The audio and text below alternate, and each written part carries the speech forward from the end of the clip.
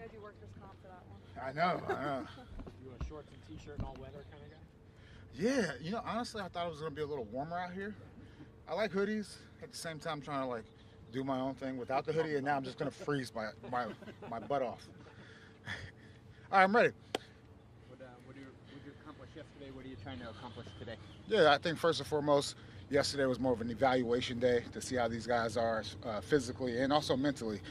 Today we'll have a little bit more as far as competitive drills. Still following the rules, but it'd be good to see those guys, actually going out there and playing football.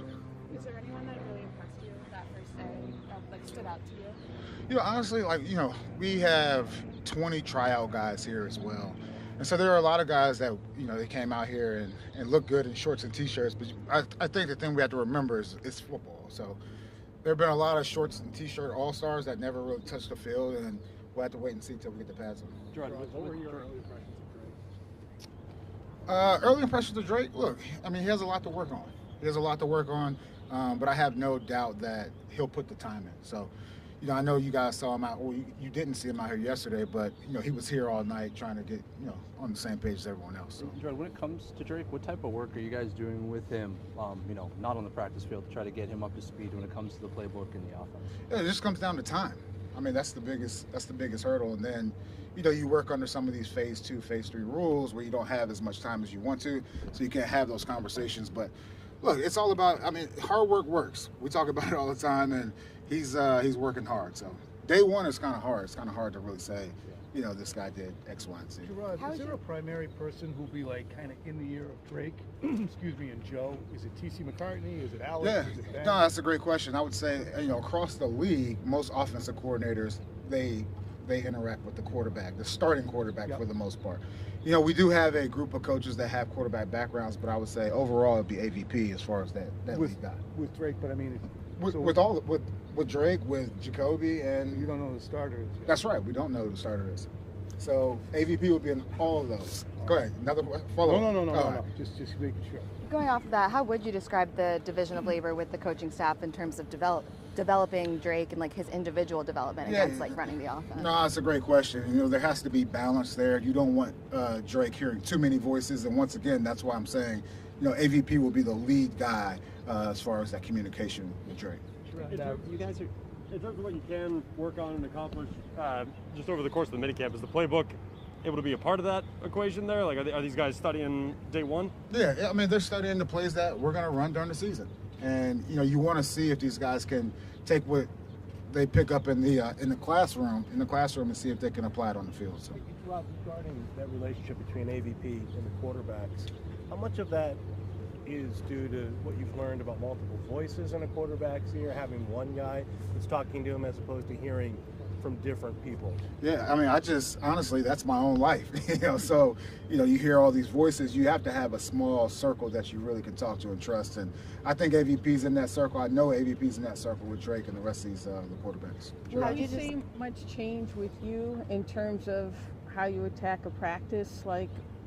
Formerly a linebackers coach, what's going to change with you in a regular practice? Yeah, honestly, I've been over with the offense more than I have with the defense. And that just goes back to continuing to grow and continue to learn. I sit in those offensive meetings as well, and I'm learning right alongside those guys. And, as far as practice is concerned, I'm going to bounce around. Offense, defense, special teams. They all play a huge part in winning football games, but that's the benefit of having a bigger staff or a larger staff. I'm able to do that. How would you describe Ben McAdoo's role? What would be his primary domain? Yeah, Ben has tremendous experience. He's coached every position on the offensive side of the ball, so he was one of those catch-all players just in case as we started to build out the coaching staff. He has a great history, great background.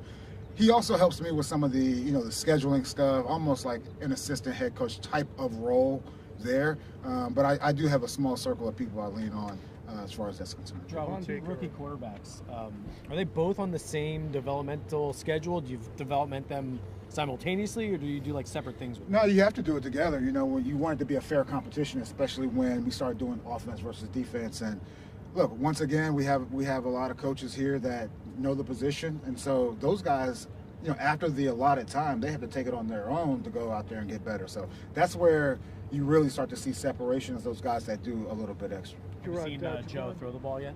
I have. I seen Joe throw the ball. Yeah.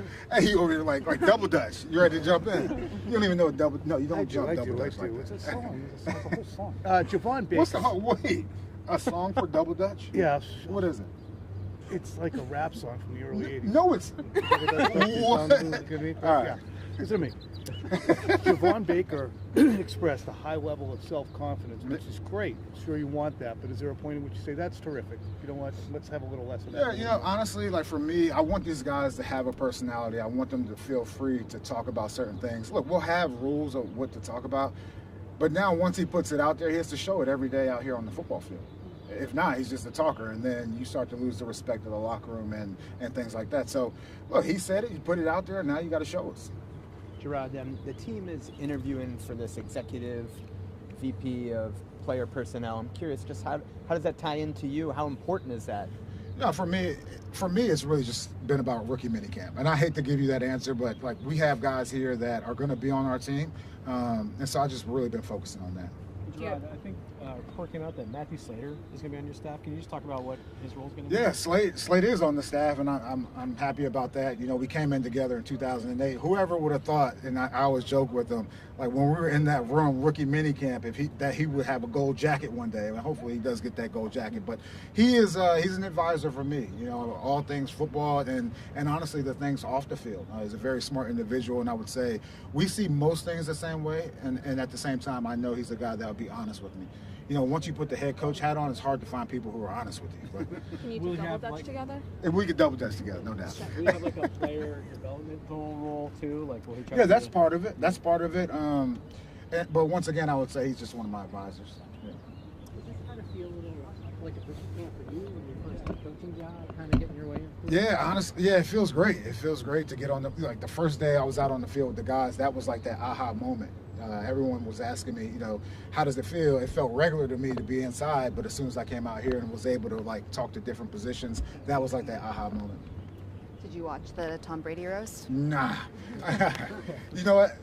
That's a fib, okay? So I started off watching it. I would be honest, like we want to have transparency and honesty.